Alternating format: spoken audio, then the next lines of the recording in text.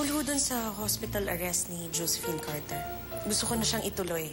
And as soon as possible sana. Mommy? Itutuloy mo yung hospital arrest? Mami, akala ko may usapan na tayo. Nakita mo naman yung lagay niya, di ba? Gusto ko talagang pumayag sa'yo. Pero nakita ko yung ginagawa niya. Wala akong tiwala sa kabaitan na pinapakita niya dahil ang gusto lang niya, makapaghigante sa pamilya natin. Unfortunately, kulang na yung type B positive. No, rare kasi yung blood type na ito eh. At ito yung blood type ni Mrs. Carter. And we need several liters. Dok, saan naman ako kukuha nun? Hindi ba anak niya yung isang pasyente namin dito kahapon? Wala naman ako magagawa eh kung mapalapit ang loob mo sa kanya. Siya ang tunay mong ina. Kayo ang magkadugo. Ano lang naman ba ako sa buhay mo? Hindi ko naman tinuturing na tunay kong ina si Josephine eh. Mami, kahit hindi tayo magkadugo, kayo pa rin ang tunay kong mami. Si Lindsay Vanesto, kailangan ka ni Josephine. Kailangan niya ulit operahan. Pero hindi ito masisimulan ng mga doktor. Kasi kulang nga siya sa dugo. Pwede ba? Tantanan niyo na yung anak ko. Anak siya ni Josephine. Kailangan ni Josephine ng dugo. Hindi na namin problema yun. Dahil si Josephine, siya ang problema namin. Siya ang dahilan ng lahat ng pasakit ng buhay namin. Kaya kung umaasa siyang tutulungan namin siya ngayon, siya ang may problema. Don't you get it? Hindi pupunta dyan si Celine. Hindi pa nga humuhupa ang side effects sa katawan ko ng chemo. May sira ka na sa usapan natin. Ate, aksidente lang ito nangyari. I trust you. Pero itong babaeng to, I'm sure sinadya niyang magkita kayo. So, Olga, hindi na po talaga kami nag-uusap. Ikaw talagang dahilan kung bakit ako nagka-cancer eh. Tumubo yung tumor dahil sa sama ng loob ko sa'yo. Sorry po, Miss Olga. Alis na po. I'm sorry we ever let you in our life. Si Celine, asan siya? Naharang ni Bettini. Ayaw siyang papuntahin dito. Sa lahat na lang, kaagaw ko siya. Sa asawa, ngayon pati naman sa anak. Talagang hayaan na lang niya ako mamatay, ano? Ang problemahin natin ngayon, kung saan tayo kukuha ng dugo. My daughter is a good girl. Mahal na niya ako. She'll save me. Hindi ko inakalang tao rin pala si Josephine. Mama, she's dying. Hindi maganda magbiro.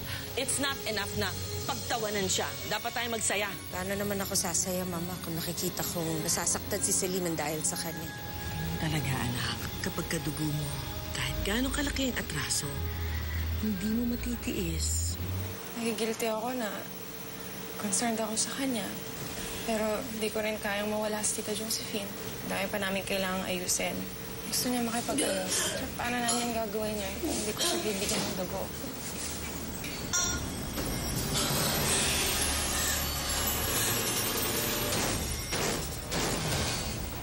Celine! Okay ka lang? Asan si Celine? Oo nga pala. Wala pa rin ako nahanap na dugo mo eh.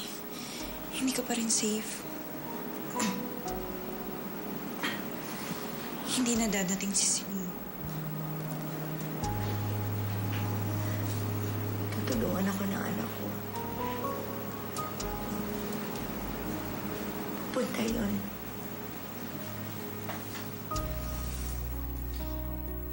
No! So, anong gagawin ko, Daddy? Hayaan ko na mamatay siya? God knows she deserves it. Kahit na nga nakaratay na siya, nagagawa pa dyan tayo bulabugin. Celine, masama siyang tao. Daddy, noon yun. Hindi pa namin alam na mag-ina kami noon. It's different now. I'm here for her. Nandito ako para sa kanya. She has something to hold on to. Concern sa'yo si Celine pero pinipigilan kasi siya.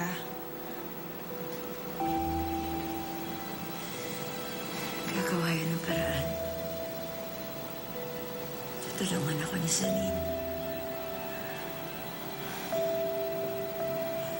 Mahal ako ng anak ko.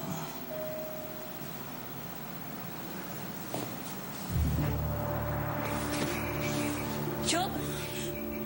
Jo! Jo, sandali! Nurse! Nurse! Emergency dito! Nurse, tulungan niyo ako! Nurse! Tulungan niyo ako! Emergency dito! Celine,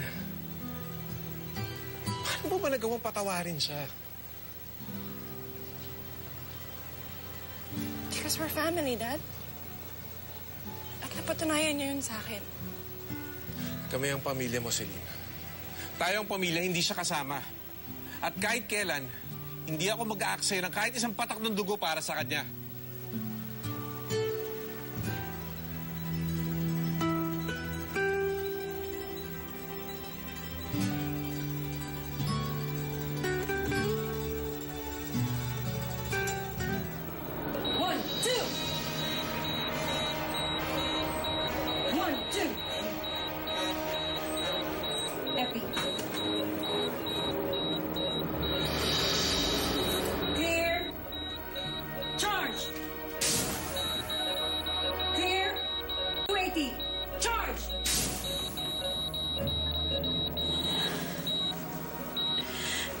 Diyos ko.